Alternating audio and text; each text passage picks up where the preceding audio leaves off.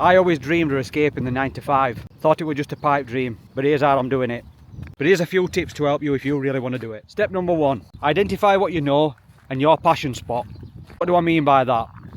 So, we're currently in a world where it's never been easier to work for yourself. We've got the world at our fingertips, we've got internet access to the world, we've got AI generated images, we've got AI helping build business plans, etc. If you want to escape your 9 to 5, you've got to be doing something what you enjoy doing. Because obviously if you are watching this, you're in a job what you don't enjoy at minute, so you've got to enjoy it. And the older I'm getting, the more I have realised that money ain't everything. All I want to aim towards is a bit more financial freedom and a bit more time. Time's one thing that you can't buy, and it's so precious. In grand scheme of things, we're not here a long time, so yeah, we've got to live life to the best of our abilities. Now, I don't want to sound pig-headed when I say this, but I refuse to let people tell me now that I can only have 3 weeks a year off. From an early age, when we're at school, it's drilled into us that we need a job, we need a profession. Things have changed. Things have massively changed. We don't need a job, we just need money. Money for stability, money to pay your bills. A lot of people chasing titles, and it means absolutely nothing in this day and age. A management role was something what you strive towards at one point, but not anymore. Majority of businesses now are micromanaged, so you are literally just a caretaker in that shop, that branch, that whatever. You're taking orders from other people. So yeah, step number 1, find something you enjoy doing or what you know about. Step number 2, ask yourself, is your passion at risk from AI or automation? If not, it's even stronger. So just for clarity, I'll put a little list here of the 10 jobs most at risk in the next 5 years from AI.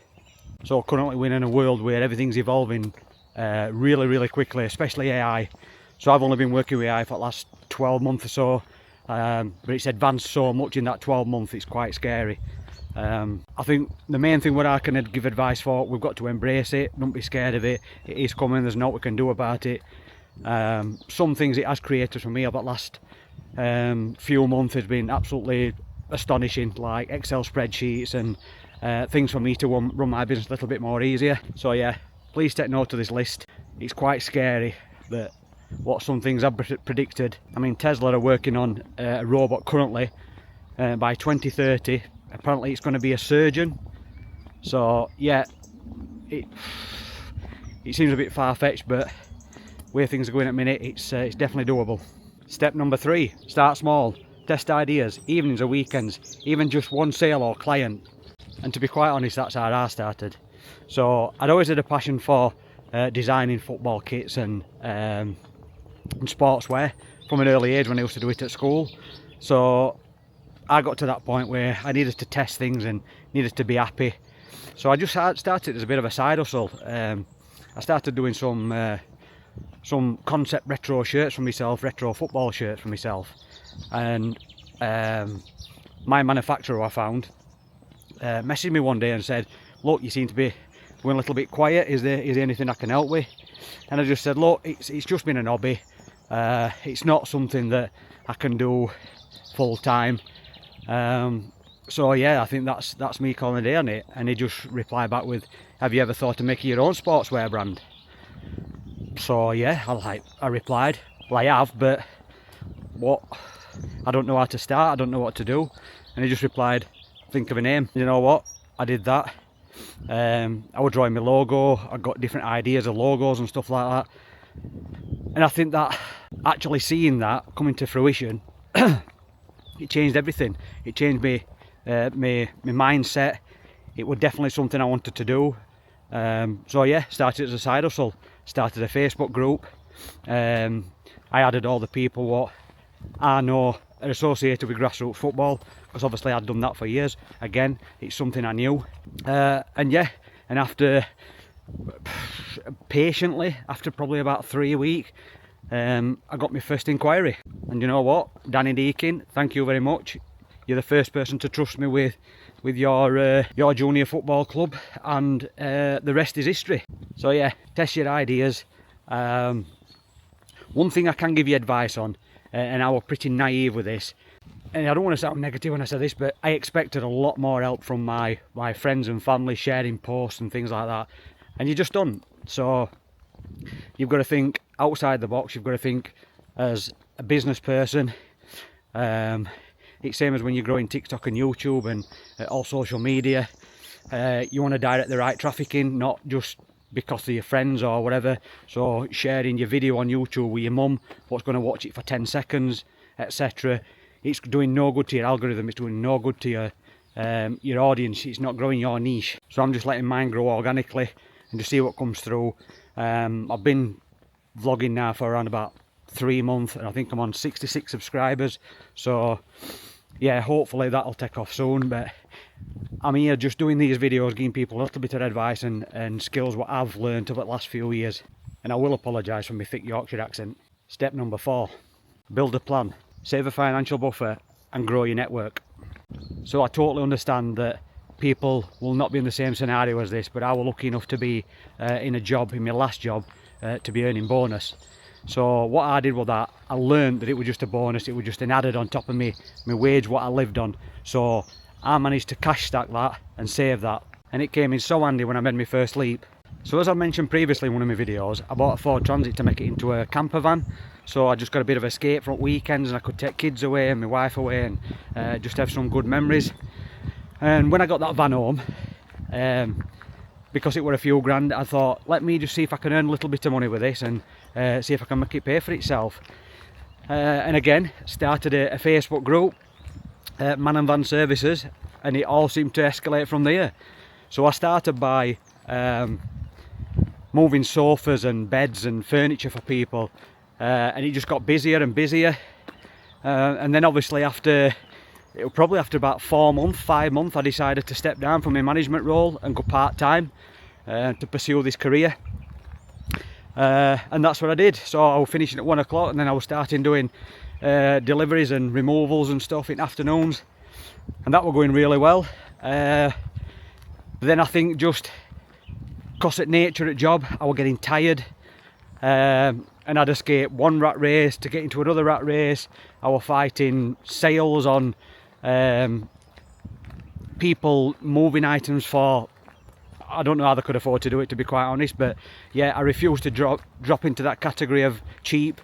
I've always been one to work on transparency and professionalism, but obviously that all goes out the window when people are looking for cheap prices. So yeah, I won't get involved in that. So obviously I'd started Edge similar sort of time, and it's always been in background, to be quite honest, that kit designing, and it's coming to fruition in background, and never really expected to be where I am today. When I did save that money to buy that van, obviously it was an investment, and looking back now, it's probably one of the best investments I've ever made. So another tip, as I've just mentioned, when I was creating these businesses, I was creating Facebook groups. Obviously even more so now, you've got your TikTok accounts where things can just blow up in no time. So yeah, grow that network. But like I say, don't expect people what are close to you to help that. That is very naive of you, because it wasn't me. Now I understand that. Again, not in a negative way, but nobody really cares. Nobody really cares when you're struggling. Nobody really cares when you're successful. So it's just about you and yours. Again, going back onto ChatGPT, I don't think it's ever been easier to build a business plan. It does so much for you. Gives you step by step. Does your bullet points if you really need it to. But I'm using it for all sorts of things now, and it's quite beneficial to my business at the minute. So yeah, any advice I can give you is embrace ChatGPT. It's not going away, it's only evolving. So yeah, get on board. Step 5, and this is an important one. Stay consistent, balance your 9 to 5 until you have stability. So again, this isn't an easy thing. I was working a 9 to 5 and then starting when I got home, and then some days I was finishing at 8 o'clock at night, but I knew there were an end product to it. I knew there were going to be an end goal, and even after 4 months that were paying off. So yeah, make sure you're keeping it consistent, you're posting regular, especially your social medias, because they work on algorithms. So do your research on what's best times of day to be posting, especially because yours could be a good niche. It could be something totally different than what people aren't expecting. So always look into what times people are posting and stuff like that. Currently I'm doing a lot of reverse marketing, and what I mean by reverse marketing, I'm looking at other suppliers what do very similar niches to me, looking at some of their ideas, looking at some of their social media stuff, times what they're posting, etc. And just piggybacking on that really, just changing things. And but you can see a pattern. If you just choose 5 of your nearest competitors and just see what they're doing daily or weekly, you'll get a rough indication what people want to see, and just see what engagement is on that. So there's a massive saying out there, and we all know it, and we all refuse to listen to it. Rome wasn't built in a day. But if you are serious and you have got to this point, you do genuinely want to escape the 9 to 5, the rat race, the workplace slavery, the corporate world, it's definitely going to be worth it. Like I say, every step you make is a closer to that freedom. Just start, just make that leap. It ain't got to be perfect. Just start today. If you've got that burning desire, which I had, like I say, I had threatened weight for numerous years, and my biggest regret is I didn't do it earlier. There's a massive trend at minute in content creating. Some of the videos what you watch, you're like, unbelievable that they're getting monetized for that, but people genuinely have got interest for the most random things. So if you have got a niche, don't be scared of getting on that camera. So I invested in this camera because it's something I've always wanted, and I always work off the idea that if I wanted something for long enough, then I definitely want it. I wanted to do some vlogging, and they needed to be high quality because that's when people get hooked. My final little bit to you, you've got this, just start. So I've never really had any financial backing. Everything I've done recently has just been hard earned, and I put the hours in. It's one thing what people will never be able to take away from me, my work ethic. I work on things like transparency and under promise and over deliver. I don't think that way, if you're being honest like that, you can't go far wrong, and you build trust up with people, and obviously that's what it's all about in business, building trust. So a couple of projects I'm on with this week, as it's a paid experiment this week for me, so I'm on holiday, and I never have holidays this early in year, in February. But yeah, I'm building my sportswear business, so I'll be doing a lot of networking this week. And secondly, I'm going to build a personal brand. So I've been thinking of it the last few days. I built quite a lot of relationships through work in my 10 years plus in motor trade, and my man and van business and my sportswear business. So yeah, why not build a personal brand? Show people you can be trusted with their designs and their work. So yeah, like I say, my only advice to you is just start. My DMs are always open. You can message me. I'm going to start opening an email address up so people can email me direct if they want any advice or anything else. So yeah, like I said, my only advice to you is just start. If you want to speak, you want to chat, I've got a community, so you're more than welcome to just engage in that. But yeah, any advice or anything I can give you, I don't mind at all. Hope you have a good remainder of the day.